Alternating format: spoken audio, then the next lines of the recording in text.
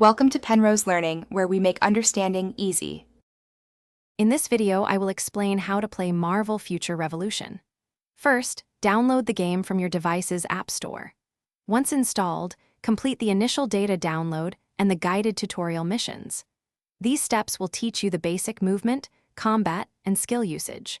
Remember to link your account to a platform like Google Play or Apple ID to ensure your progress is saved and accessible across multiple devices. After the tutorial, you'll choose your first hero from a roster of 10 iconic Marvel characters. Each hero offers a distinct playstyle, from close-quarters combat to ranged attacks. You can customize their appearance with a wide array of costumes and gear sets.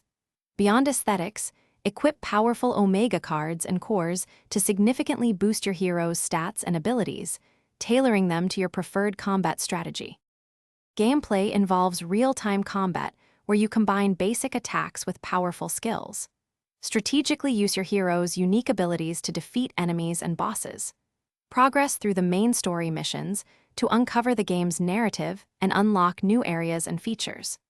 Don't forget to participate in daily challenges, special operations, and limited-time events to earn valuable resources and exclusive rewards.